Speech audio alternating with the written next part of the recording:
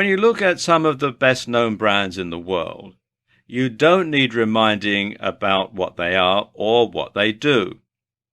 For example, what about this one? Or this one?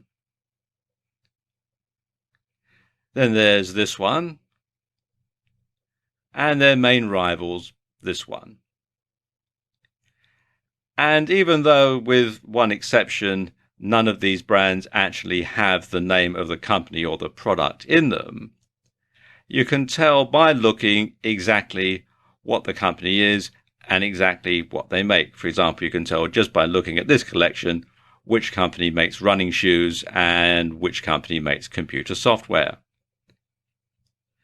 And in fact, if a brand is really successful, you only have to see its name or logo, even out of context, to be reminded about what the company does or what the product is. I mean, for example, take a look at this photograph here. Now, if you're familiar with the brand, you'll know that even though it's on the side of a racing car, it's got nothing to do with motoring, it's got nothing to do with motor racing at all. But you know exactly what it is, and if you live in a market where they don't sell this, I'll tell you it's an energy drink. But if you do live somewhere where they do sell this product, you'll know immediately exactly what it is just by looking at the brand. And it's the same online as it is offline. So you need to be consistent. So if let's say you're Sam Owen 101 on Facebook, and new video for you on Twitter, and new video to go on YouTube, and Sam Owen's video productions on LinkedIn, and new videos for you on Pinterest, well, nobody is going to know that you're the same person or the same business. Likewise, if your website has one color scheme and your Facebook page has another and your Twitter feed has another and you use a different logo on your letterhead than you do online, well, quite frankly, people are not going to take you seriously. So how can you be consistent? Well, really, this is something that you must do from the very beginning. So when you're just starting out, you need to decide on a business name. Now, of course, I suppose the obvious way is to just simply use your name, but that can be problematical if you ever decide to sell the business on to somebody else. You're also selling the rights to your name. So generally, if you plan on perhaps selling your business on later on, then using your name isn't a very good idea. What is a very good idea, though, is something that is descriptive of what you do. So if you make a particular product or you sell a particular service, then including that in your business name is a good idea. And likewise, you can also include keywords as part of your business name that will make it easy for search engines to find you, and it will sort of stick in people's minds that you are or your company is or does this particular thing, and it's a keyword that sort of lodges in their brain. Regardless, you should have something that's easy to remember, something that's not too convoluted, something that easily trips off the tongue, something that people can sort of lodge somewhere in their brain, and when they need your product, they need your service, they can simply think, yes, we can have so-and-so. Or, for example, you could have something cryptic. Probably the best example of this that I know is Nike, and Nike was the ancient Greek goddess of victory. So, of course, a bit cryptic there. They were sort of thinking, well, Nike, victory, wear our shoes, cross the finish line first, that sort of thing. Something else that you really do need to do is to make sure that nobody else is using it. If you go to a whole lot of trouble of setting yourself up with a business name and then you find that actually somebody else is using it, you're going to have to start all over again. You also want to make sure that it's not deliberately confused with another more established business. And I'll give you a real life example here. Here in the UK, there is a chain of pharmacies and drugstores called Boots, Boots the Chemist. And they are a regular presence on just about every high street and shopping mall in the country. Now, I know of this guy whose name was Booth, and he started a chemist shop. He was a pharmacist by profession, and he started a chemist shop, and he called it Booths the Chemist. Well, Boots the Chemist weren't very happy about this, and I'm told that they got him to change the name of his shop so that it couldn't be confused with theirs. So you do have to be very careful when choosing your business name that you can't purposely confuse it with another company. Something else that you should do is to have the same color scheme. So you want to have the same color scheme on all of your social media sites. You want to have the same color scheme on your website, and also offline. If you run a bricks and mortar business, you want to make sure that your letterhead, that your signage, if you have a van, you want to make sure that it has the same colors as the rest of your business, so that you've got, a completely seamless association in the customer's mind between those colors and you. You also want to have the same logo, and this is very important because, like I was saying earlier in the video, people will associate the logo with you. So you need to make sure that it is the same across all social media sites. And it's a good idea to get it professionally designed. You can find someone to design a logo for you on Fiverr.com. That's Fiverr with 2 R's. And this is a site where people will do all sorts of stuff for $5 or for multiples of $5. And you can see here I've done a search for logo design, and there are quite a number of different people offering this particular service. You should also have the same handle or username on all of your social media. Like I was saying earlier in the video, if you're one name on Facebook and a different one on Twitter and a different one on Pinterest, then people aren't going to know that you're the same person or the same business. So it's a good idea to go through and register an account on all the different types of media, all the different social media platforms, even the ones that you don't plan on using. Primarily because this will stop other people from hijacking your name and trading off your goodwill. Likewise, you should register all the extensions of your domain name. So you want to have your domain name .com, .net, .co, .tv, .co.uk, .com.au, etc., etc. So finally, you want to get things set up so that whenever somebody sees your logo, hears your business name, or sees your handle, they'll automatically think of you. And then you know that they've become true fans. In this video, I want to talk about ways that you can grow your Twitter fan base. Now, Twitter is a fantastic tool for marketing and getting more fans and followers. But most people don't use it correctly. And you must make it easy for your fans to find and follow you. And this means having the same branding as on other sites. Now, for example, let's say you run a site in the fitness niche called Ultimate Fitness Supplies, and you supply home gym equipment, say. Well, you would want to call your business obviously Ultimate Fitness Supplies. You would have your website ultimatefitnesssupplies.com. On Facebook, you'd be facebook.com/Ultimate Fitness Supplies. On Twitter, you'd be at Ultimate Fitness Supplies, and so on. And you keep that up all the way across. Something else that you should do on Twitter, and it's very simple, but surprisingly people don't, is to simply ask people to follow you. And if you place a Twitter button on your website and ask people to follow you, well, that's usually enough. But if you find people still aren't signing up, it could be because of one or two things. First of all, either no one knows that it's there, so you'll need to make your sign up button a bit more prominent, or you're not providing enough incentive for people to want to sign up, and this can be a big problem. So instead of just leaving it to chance, why not say in the occasional blog post something like, to stay up to date with all our latest content and special offers, please follow us on Twitter.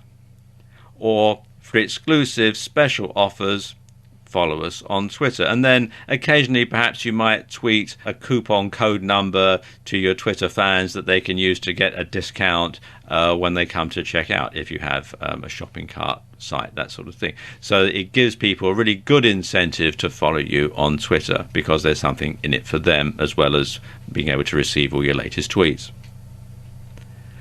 Now, something like this might just be enough to draw attention to your Twitter feed and get people interested. And this works even better in video, so if you occasionally vlog, be sure to ask people to sign up at the end of each video. And you can perhaps have a graphic that says, follow us on Twitter, and then your Twitter tag, etc. And once you have a decent number of followers, then you can use the option to have this number displayed. And this can be really powerful because people love to follow the herd. And you can create a follow button quite easily on this site, which is publish.twitter.com, and just simply enter your Twitter URL in here and follow the on-screen instructions. But of course, the best way to get people to follow you on Twitter is to simply deliver quality content that people want to read. But unfortunately, so many people get this one totally wrong. So let's look at these particular tweets. And let's say again that you're in the fitness niche. Something like this, do you want to get in shape faster? Try our hashtag chin up, hashtag bar, hashtag fitness, hashtag hypertrophy. Running in a marathon? Make sure your hashtag training, hashtag shoes are up to the task. We're offering a 10% discount to new clients for this month only. Sign up now at, and you've got the bit.ly URL there, hashtag deals. Our dumbbells come in a range of weights and sizes, hashtag dumbbells, hashtag weightlifting. You get the point. So what's wrong with this exactly? Well, it will be quicker to ask what's right with it. I mean, think about it. Would you follow that kind of a Twitter account? What would be the point? If you were an existing customer or fan, seeing adverts for something you were already using wouldn't offer much value. And if you weren't an existing customer, you'd probably be frustrated and annoyed by all the constant nagging. So the question you need to ask yourself is, what would your customers want to read? So put yourself in your customer's shoes, and seeing as we're on a fitness theme here, put yourself in their running shoes. What would they like to know about? Well, as you're in the fitness niche, you could provide fitness tips or workout advice, diet ideas, etc. If you run a blog on martial arts, then discuss moves and your favorite martial arts film. Think of each tweet as a mini product and try to ensure that the reader benefits from it in some way. Now, whether that's by being entertained or by learning something, it doesn't really make a lot of difference. Also, for business niches, industry news can also prove very popular. Another approach to take is a little less on the nose. Instead of directly discussing your niche, your industry or your service, you can talk about the lifestyle of people involved with your topic instead. Try and sell the idea that you're all part of a community and tweet about subjects that might inspire or subjects that your audience can relate to. And you don't have to come up with original material every time either. You can retweet tweets from other leading players in your niche. And this helps to build a sense of community, and it tells followers that it's okay to retweet your tweets too. And of course, then you'll spread your word much further and wider than you would do if it was just to your own followers. So there you go, just a few ways that you can grow your Twitter fan base. In this video, I want to give you some tips on building a massive YouTube following. Now, why is it that some YouTube videos get so many views they practically break the counter, yet others get seen so infrequently the page looks like Tombstone before the Outlaws ride in? And how come some YouTube channels have many thousands of subscribers and their video stats hit four figures within a few hours, whereas others might get 1 or 2 subscribers a year and their videos never get viewed 100 times before they get taken down? Well, there are a number of different answers to that question. And while you might not have as many views and subscribers as Gangnam Style, you can certainly build a solid following and get a decent number of views for your videos. The main determining factor for how popular your videos are going to be comes down to your niche, and some niches are more popular than others. In general internet marketing, the biggest niches are fitness, dating, self-help, and making money. But some of the most popular subjects for YouTube videos outside of those big internet marketing niches are gaming, makeup tutorials, grooming and style, travel, technology, fails, cats, DIY, comedy, and lifestyle vlogs. So you need to pick a niche that's going to be popular, but often the most popular niches are the most competitive and oversaturated. So if you do a series of videos on how to do the perfect workout routine, you're going to be up against some fairly big names who already have a massive following, and you'll find it very hard to compete. So what should you do? Well, one thing is to pick a popular niche, but concentrate on a particular aspect of it. And this is known as niching down, or niching down, as some people pronounce it. So let's say you're in the golf niche. Instead of doing just general golf videos, you could do tutorials on how to hit the perfect swing or do the perfect putt. You could show how to hit with each type of iron or wood, or you could have tips to play different holes at different golf courses or different links. And of course, when golf goes wrong, it's always a good topic for humor. Or why not pick an obscure sport like handball?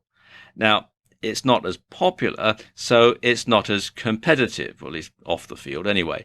But there's also not much out there, so videos on this topic do rack up an awful lot of views fairly quickly.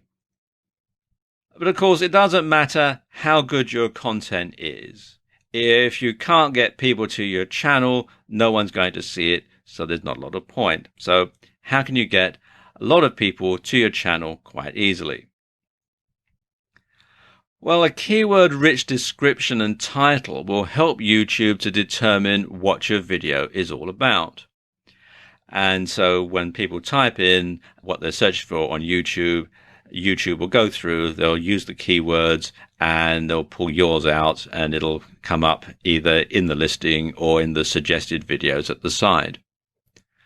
Something else you can do is, if your video is scripted, be sure to include plenty of keywords and then upload the script to YouTube so that it can be used for subtitles and closed captions. And then that will help YouTube also to decide exactly where your video is and exactly what your video is about. Now, some good tools to find keywords are the Google AdWords Keyword Planner. This is quite a long URL, so if you just go to Google and type in Google AdWords Keyword Planner, you'll be directed to this site. Or something a bit more in depth, you can use Market Samurai, which you can find here at marketsamurai.com. And this is a paid-for solution, although there is a free trial offer running at the time that I'm making this video. Something else you can do is use other social media to drive traffic. So tweet about your video upload on Twitter, just sending a tweet saying I've uploaded a new video, and then the URL can also get people to look at it, just out of curiosity, really. Or you can post it on Facebook. Or you can share it on sites like Reddit or Google+. And Google+ is actually very good because Google owns YouTube and they also own Google Plus. So there's a lot of synergy between the three areas. So if you've got something on YouTube, you can put it up on Google Plus as well, and it'll also show up very well in the Google search engine rankings.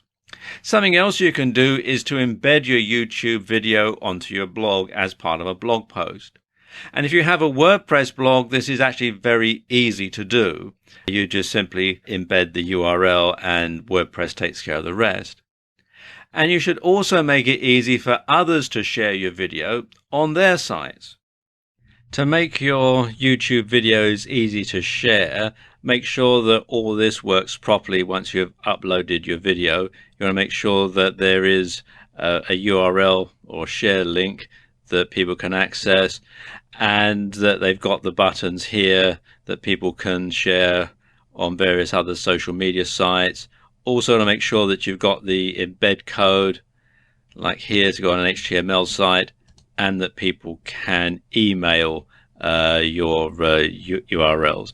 You have to sign in to do this, and I haven't, but usually there'll be a link here that you can use. In this video, I want to show you ways of getting more Facebook fans. Now, basically, there are two ways of getting more Facebook fans. You can either grow your following organically, or you can buy advertising that promotes your Facebook page. Now, let's talk about how you can grow your following organically, because that's probably the best way of doing so. It's certainly the cheapest. And of course, the best way to grow more Facebook fans is to give them a reason to visit your Facebook page. And basically that means posting useful, interesting content. And if you post stuff your target audience wants to read, they will, first of all, read it, they'll like it, they'll follow you so they can read more of it, and they'll tell others who might be interested too. So you'll grow your fan base that way. When you're posting content, it's always a good idea to post a picture or a GIF alongside your post. And it makes it more eye-catching and interesting. And if possible, you should post an original picture if you have one, preferably one that ties into the content of the page and perhaps shows you in it as well, because then it basically cements it and ties it all together. You should also have share buttons on your website or on your blog.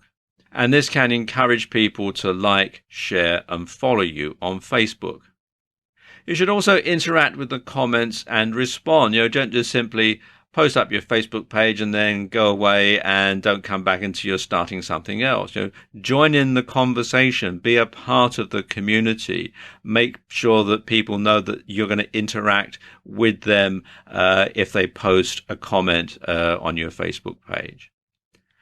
And you can also use other social media to promote your page, things like YouTube, Twitter, Pinterest, Reddit, etc. You can all link them together so that they go back to your Facebook page. In fact, if you're posting a video on YouTube, this is actually very easy because you can simply put something at the end that says follow us on Facebook and gives the URL. So it is actually quite easy to do it that way. The other way that you can get more Facebook fans is by purchasing advertising so that it leads people to your page who perhaps wouldn't stumble upon it organically. Now, Facebook ads, which is what the system is on Facebook, work in a similar way to Google AdWords. In other words, they're PPC or pay-per-click. But unlike Google AdWords, they're more varied and they can be more tightly targeted. For example, you can target people by their age, gender, location, interests, marital status, etc., etc. Now let's look at the different types of ad that you can have on Facebook.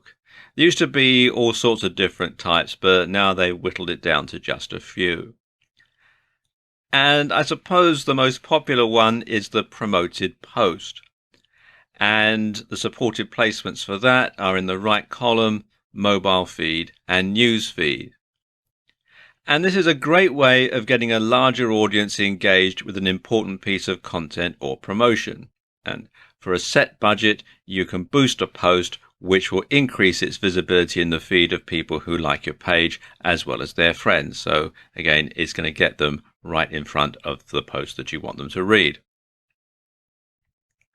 Then there's the boosted post, which is slightly different, and its supported placements are right column, mobile feed, and news feed as well. And it's available to pages with 50 likes or more, and it's basically a simpler version of promoted posts. And you can choose fans of your page and their friends, or you can choose to select by targeting criteria. Then there's a domain ad, and the supported placement for this is the right column. And domain ads are essentially adverts that appear in the sidebar and point directly to a website that you're hosting, so you can go straight to your website.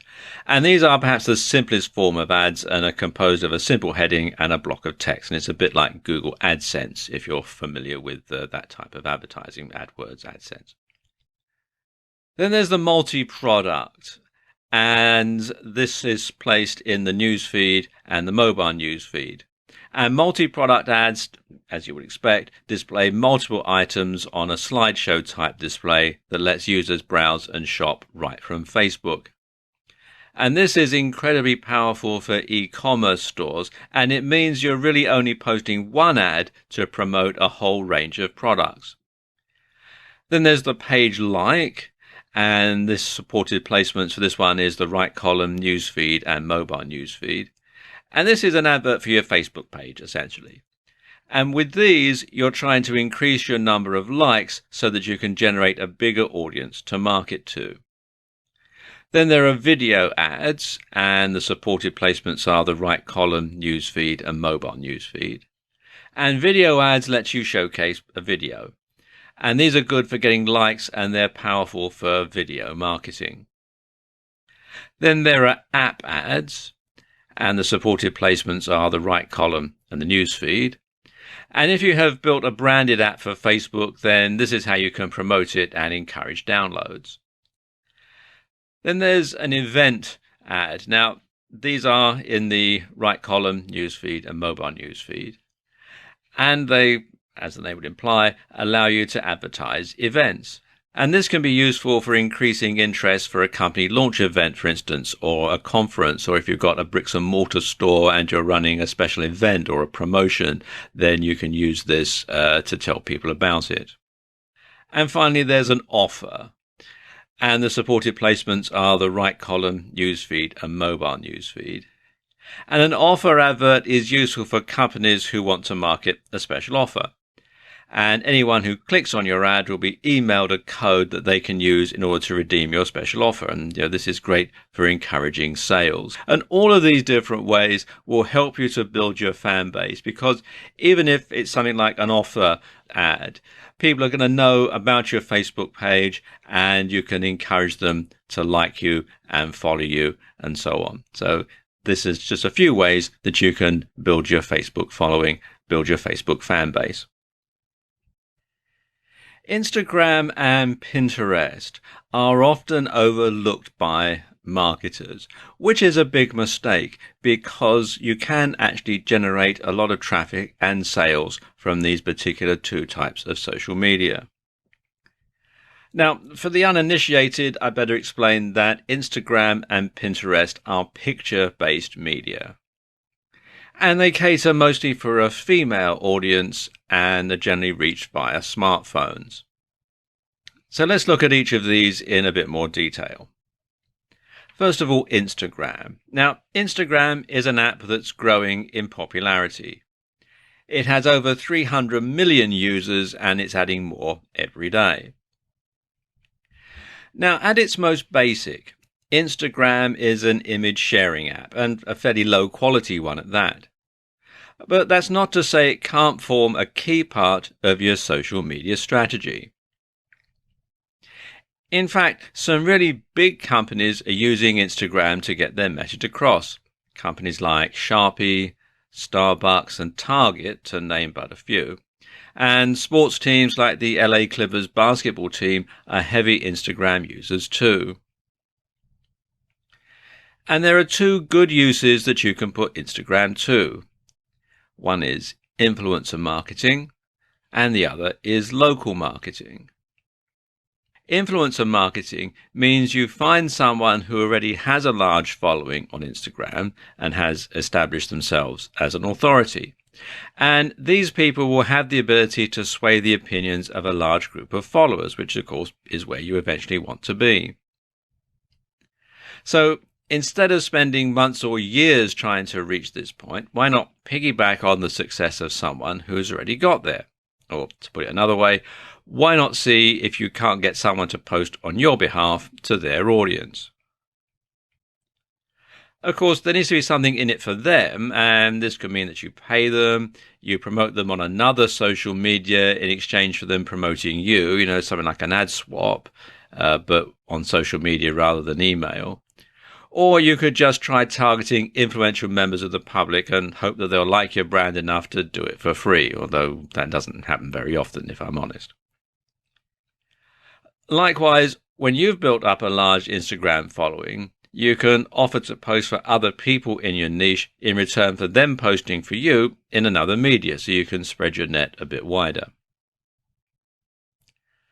Instagram is also great for local audiences. And this is because the pictures have an optional location tag, which you can use to help users geolocate your bricks and mortar store. And this can be very useful for drumming up business. So say, for example, you have a hairdresser's or a salon. You could ask your clients if you could take a photo of them with their new hairdo and post that on Instagram, and ask them to do the same if they have an Instagram account. So you're going to spread the word out to all their friends and followers. Now, Instagram is a perfect match for Twitter, as the two sites use the same type of hashtag, and it's easy to link an Instagram photo into a tweet. Then let's talk about Pinterest, because Pinterest is slightly different. It's still based around pictures, but they use it in slightly different ways. Essentially, Pinterest works by creating mood boards, and a mood board is essentially a collage made up of images and other materials that you've either created yourself or you've found on the web. For example, one of the most popular types of boards that users will create are wedding boards. And when an engaged couple begin planning their wedding, they'll often start by creating a Pinterest board and then looking for inspiration. They'll look at boards created by other users and search for ideas for wedding dresses, wedding locations, table decorations, wedding cakes, suits, etc. Or they may create separate boards for each of those things. And there are many ways that Pinterest gets used by marketers. For example, you could showcase a new web design or app UI.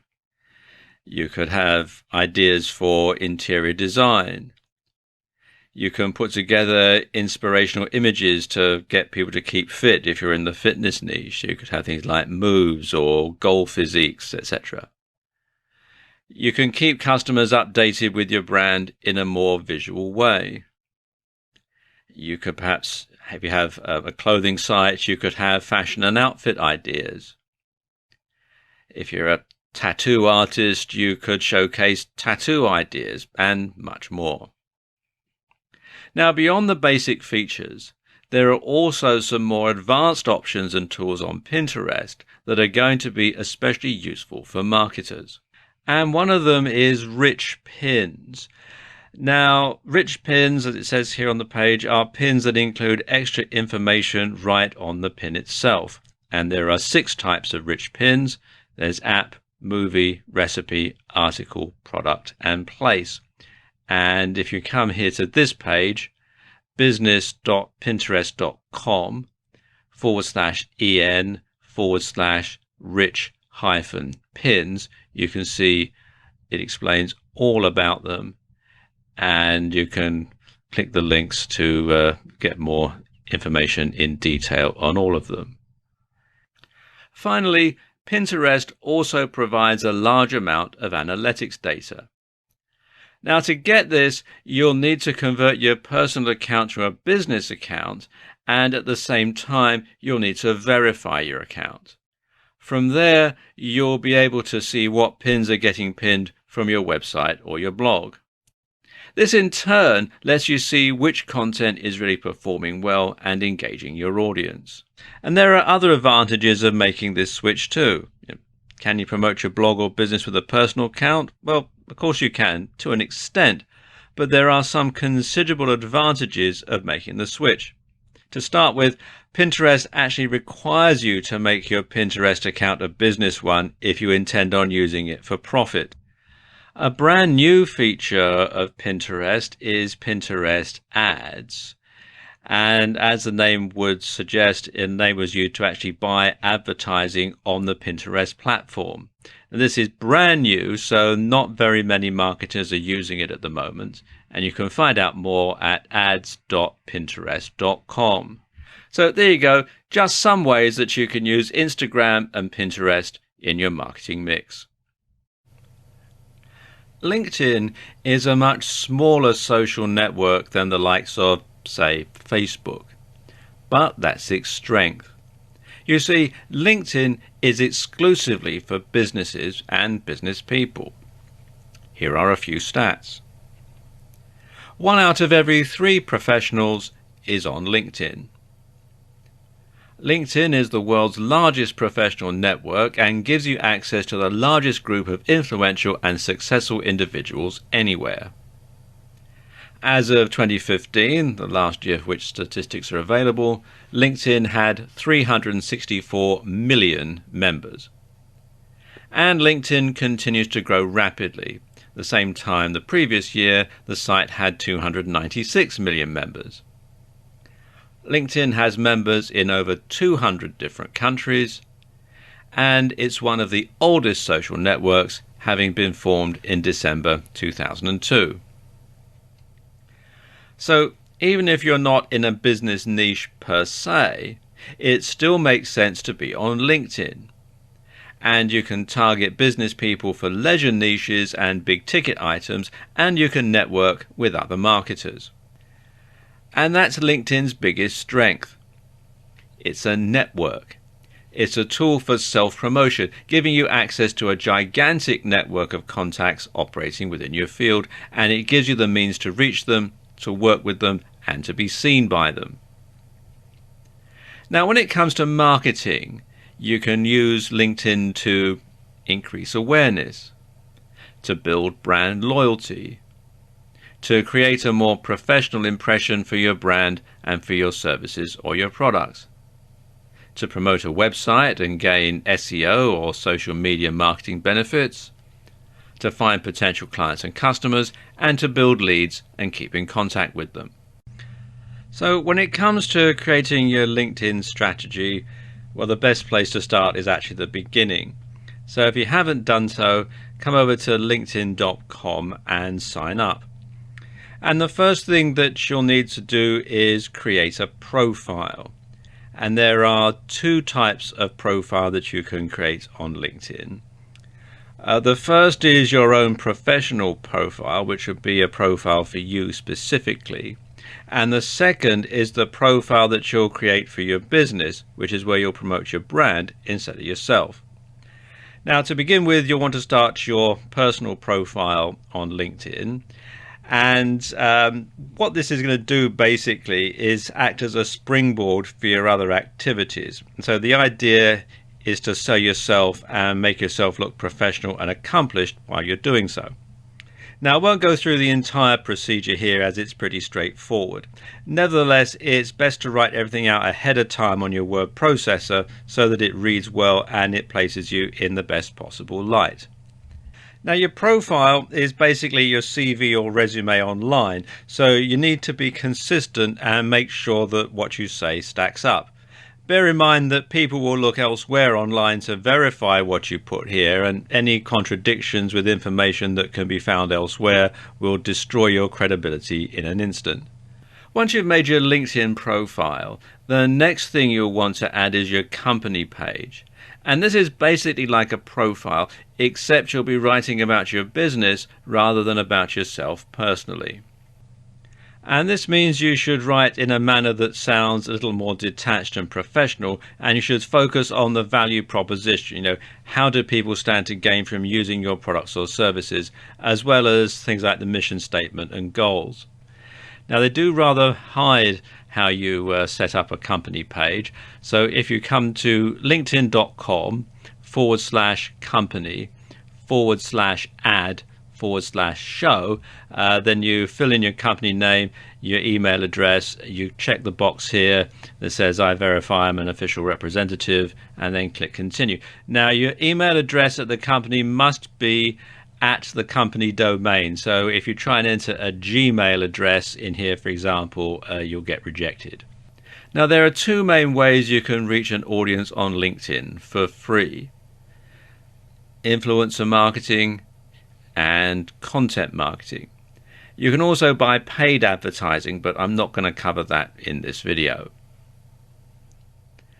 Now, influencer marketing means you're going to stop trying to reach as wide an audience as possible with your own marketing, and instead you're going to focus on the quality of the audience that you market to. Now, this might mean focusing on one individual and getting them to promote something that you have to say. So, for example, if you were to take conventional marketing on Twitter, I know we're talking about LinkedIn, but let's talk about if you're going to do this on Twitter for a moment. Now, you might spend countless hours trying to build your number of followers and then trying to create new content to help increase your engagement. And over countless hundreds of hours spread over months or even years, you will build enough of a following to become an influencer in your niche and start getting more business every time you tweet. Well, with influencer marketing, you skip this step. Instead, you focus on creating a relationship with someone who already has a huge amount of influence. Now, let's take Bill Gates, for example. If you could somehow reach Bill Gates and get him to tweet about your product and to include your Twitter username, you would certainly get thousands of new followers overnight and gigantic sales for your products or services. So in other words, you could leapfrog all of the competition by going directly to a key influencer who has the ears and hearts of your audience. And this way, a single retweet, guest post or shout out could be of an order of magnitude more effective than hundreds or even thousands would regularly be. The problem is Bill Gates probably doesn't want to shout out for you on social media, and you probably have no means of reaching him anyway. People like Mr. Gates get spammed by hundreds, if not thousands of people every day, and probably have an army of minions to wade through it all for them. Only the really important messages from people that they know and trust get through. And here's where it's easier to contact people via LinkedIn, because this is where LinkedIn's degrees of separation come in. If you could find someone who knew someone who knew someone who knew Bill Gates, you would be connected by 3 degrees of separation. And like I was saying earlier, this is where the fact that LinkedIn is a network can be very helpful, because anyone who is connected to you by 3 degrees of separation or less will show how you're connected to them when you view their profile and when they view yours, of course. So you'll be able to go onto LinkedIn and see the people you need to go through to get an introduction to Bill Gates. And what's more, if you're connected by someone with 3 degrees or less, you'll be able to send them InMail. Now, this is a message they'll receive in their LinkedIn inbox, which statistically has a good chance of being opened. And suddenly it becomes all the more possible that you could reach a big influencer in your niche. And then there's content marketing. Now, like influencer marketing, it's an incredibly powerful marketing tool. In fact, content marketing is considered the natural evolution of search engine optimization, and it's now an integral part of almost every business's marketing strategy. And content marketing means putting high-quality articles onto your blog and posting them on LinkedIn to share with your connections. It also means joining groups and participating in the discussions. Now, don't use these as tools for direct selling, because that's going to be a real turn-off. Instead, what you're doing is converting your LinkedIn connections into potential fans and regular visitors to your website or blog. And this might also lead to some people signing up to your mailing list or even becoming direct customers or clients if your site is good at converting. At the same time, if you keep posting great quality content to your LinkedIn network, you'll find that they start to think of you as someone who knows what he or she is talking about with regards to that subject or niche. And this is the other huge benefit of content marketing. It allows you to demonstrate your knowledge and to give your visitors a free taste. And eventually, they should come to consider you as a leading authority in your field. And as such, they might seek out your opinion when looking for products, services, and other ways to spend money. And it's at this point you become an influencer yourself and give yourself a platform through which to launch joint ventures, launch partnerships, or other business ventures. And it's all down to participating on LinkedIn. LinkedIn has its own advertising platform that enables you to directly advertise to other members of LinkedIn. And this is perfect if you're a B2B marketer or you target a business-related niche. Essentially, this is a PPC network, in other words, it's pay-per-click, that works similarly to Facebook or Google AdWords. So you only have to pay when someone actually clicks on your ads, although you can also pay per impression. And you'll generally only pay a few cents for each click, but the more you pay, the more often your ad will appear, just like on Facebook or AdWords. And this is very effective because it means you don't have to pay anything if your ad is ineffectual and doesn't generate any traffic whatsoever. Like Facebook ads and Google AdWords, LinkedIn allows you to carefully target who sees your ads. And this is fantastic for B2B organizations as it lets you specifically market to decision makers within your industry. What's more, LinkedIn ads also work incredibly well for recruiting. Now, there are two main types of advertisements, the two that are most popular, and they are sponsored content and text ads. And that's what I'm going to concentrate on in this video. There are also display ads, dynamic ads, and sponsored in-mail, which is a bit like sending out a solo ad, but to people on LinkedIn rather than through email.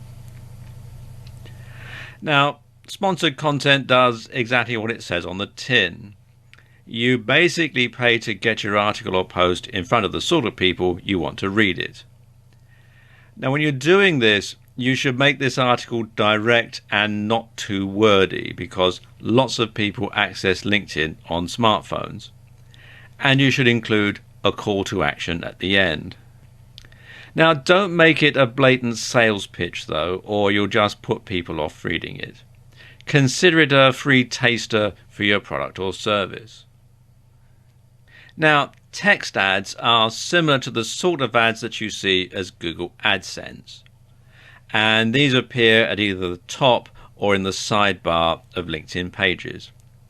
And just like with AdSense / AdWords, they should be short, compelling, and irresistibly clickable.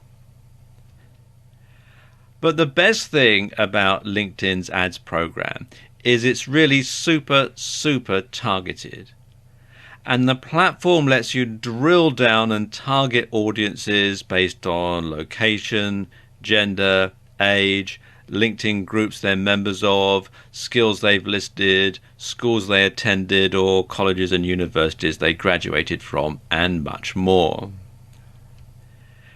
And a unique advantage that LinkedIn advertising has over AdWords or Facebook, though, is the ability to target by company name, business category, industry size, job title, and seniority. So if you only want to reach vice presidents of marketing in North American digital technology companies with more than 500 employees, you can. And you can read more about this in some detail at business.linkedin.com/marketing-solutions.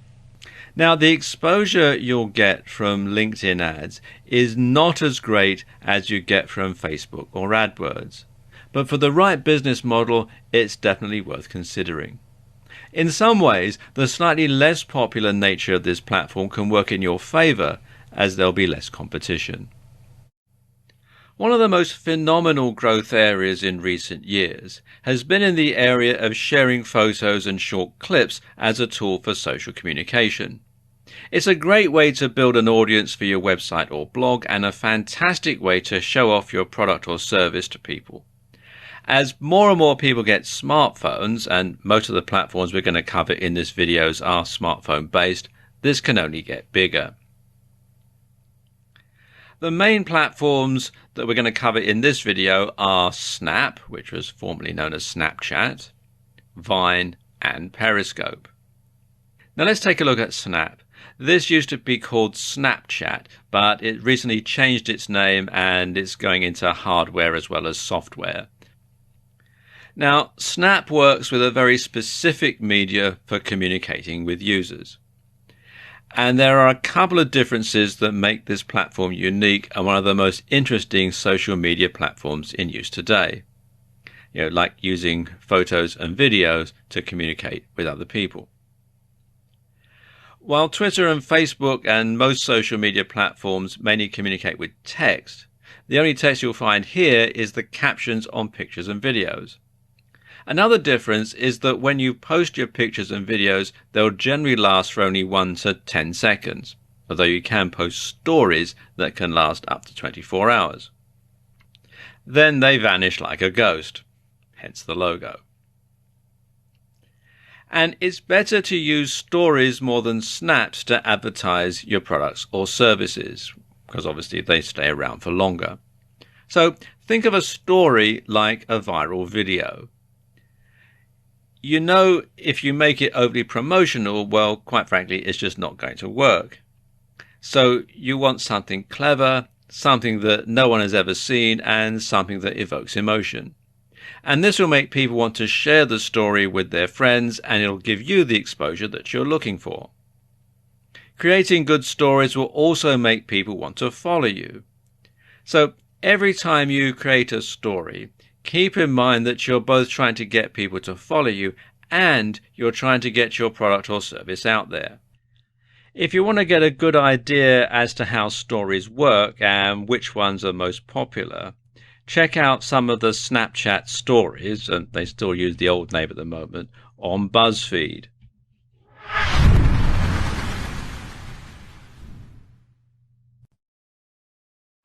Breaking news. Snap Incorporated is releasing a new piece of hardware, Snap Spectacles. These are glasses with a built-in camera. Simply tapping on the side of the glasses will record 10 seconds of video footage from a first-person perspective. So now you can record video just like you're looking at it. It's almost like having a GoPro strapped to your head. Can you imagine the possibilities this is going to unfold? Now, the company will be releasing the product to the market soon, so best to set up a Google alert to keep informed of the latest developments. Then there's Vine. And Vine is a social network where people can share 6-second looping videos. Twitter thought so much of it, they acquired it for a reported $30 million. And that was before its official launch. As of December 2015, the last statistics that are available, Vine had 200 million active users. And users' videos are published through Vine's social network and can be shared on other services such as Facebook and Twitter. And Vine's app can also be used to browse through videos posted by other users. Now, when you're using Vine, the camera only records while the screen is being touched, and this enables users to edit on the fly or create stop motion effects. And there were some additional features added to the app in July 2013, and these include grid and ghost image tools for the camera, curated channels, including themed areas and trending topics or users, protected posts, and the ability to re-Vine videos on a personal stream. Your approach to marketing on Vine and Periscope, which we'll get to in a moment, should be similar to your approach to Snap. Entertaining, shareable, and not salesy. And you can see some Vine videos and download the app at vine.co. Finally, there's Periscope. Now, Periscope is similar to Vine insofar as it streams short videos. The key difference is that Periscope streams videos live. And when you use Periscope, you'll find that you're presented with a map of the world upon signing in. And on this map are various points where you can see people who are currently streaming video. So simply click on the dot on the map and the name of the broadcaster, and then you can tune in and start watching what they're filming. It's a bit like having your own TV station in that respect. And you can then comment on the video, you can ask questions, you can like it, you can follow the person, or you can leave and watch something else. And in addition to the same strategies as for Snap and Vine, you can also use Periscope to get traffic to a website or visitors to a bricks and mortar store by running a flash offer. The geolocating feature means users can pinpoint where you are at that very moment. Now, these are just 3 of the new and exciting photo and video apps out there, and new ones are being developed all the time. By honing your strategy on these platforms, you'll be in pole position to start marketing on the newer apps, and as soon as they launch, which will put you one step in front of the competition. In order to get the best results from your social media marketing efforts, you must be everywhere and post to more than one social media platform at a time. And this can be accomplished in several different ways. You can spend some time each day on social media, but give your attention to a different platform every day. So, for example, you could update Facebook every Monday. Tweet to Twitter every Tuesday. Pin to Pinterest every Wednesday. Upload a video to YouTube every Thursday. Log in to LinkedIn every Friday. Snap a story on Snap every Saturday. And collapse into a heap on Sunday. There's got to be a better way. Well, there is. You can post the same or similar content to more than one social media platform at a time. And this can help spread the word about you, your products or services. And you can save yourself a ton of time in the process.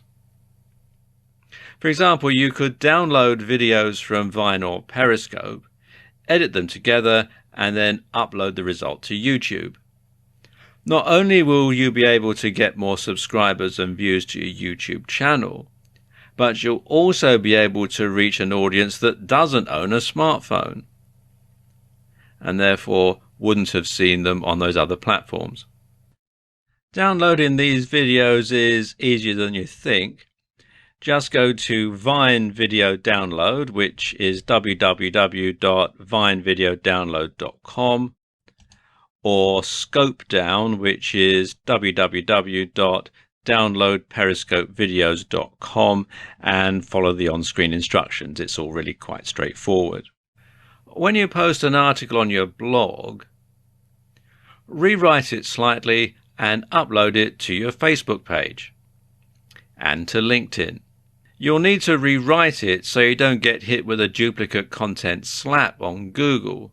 But by writing it ahead of time in your word processor, this can be accomplished quite easily.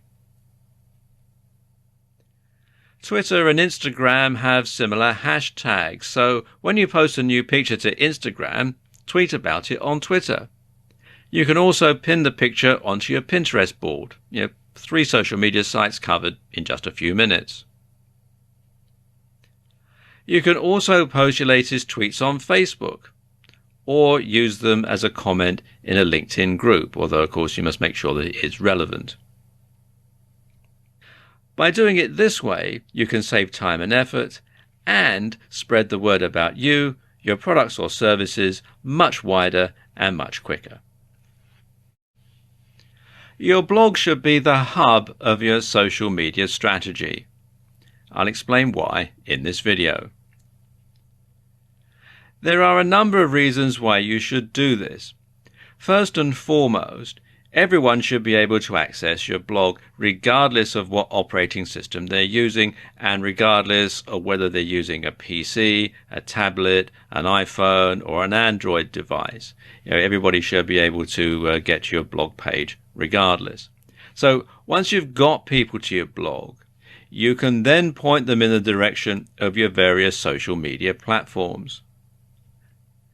And if you have a WordPress blog, this is particularly easy as there are a number of plugins you can get to integrate social media. First and foremost, though, you should host your own blog on your own domain and on your own web server account. And this gives you more control than hosting on WordPress.com. So let's talk about integrating Twitter and your blog. Now, there are 2 ways that you can sync your Twitter account and your blog. You can incorporate a feed of your latest Twitter tweets into your blog sidebar, or you can automatically let Twitter followers know that you've updated your blog with a new post. For the former, you can use the Twitter Feeds plugin. Now, each time you post a tweet, it will automatically be displayed on your blog, which has the added bonus that your blog content will change slightly and Google will treat it as new content and update its rankings in the SERPs accordingly.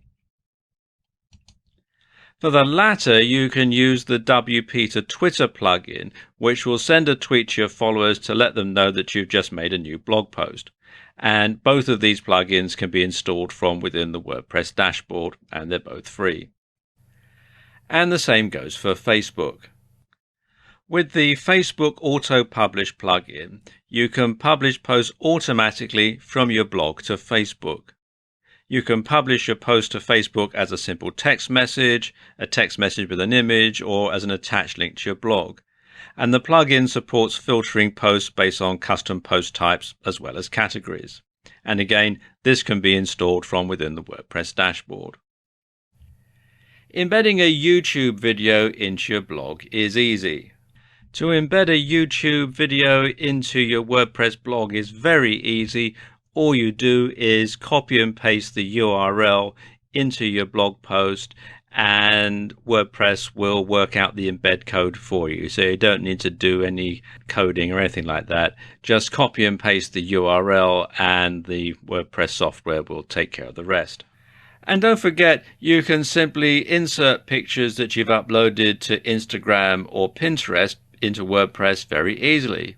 So why not do that as a separate post and then share it on other social media? Finally, you should make it easy for visitors to your blog to share your content as widely as possible. And the easiest way to do this is with the Shareaholic plugin. And the Shareaholic plugin basically puts a bar at the bottom of every page and every post on your WordPress blog, although you can set it up so that some things like, for example, your shopping cart, if you have a shopping cart site, don't get shared. But what it does is it means that people who come to your site can simply click on the button and share the details about your site on their social media. So it helps you spread the word about your blog, about your site, far and wide on all sorts of different social media. And you can set it up to decide what social media you want your content shared on, and as I was saying, what pages you want to have shared. So it's fully customizable and you can install it from within the WordPress dashboard. So there you go, a few ways that you can make your blog the hub of your social media activities and spread your message far and wide.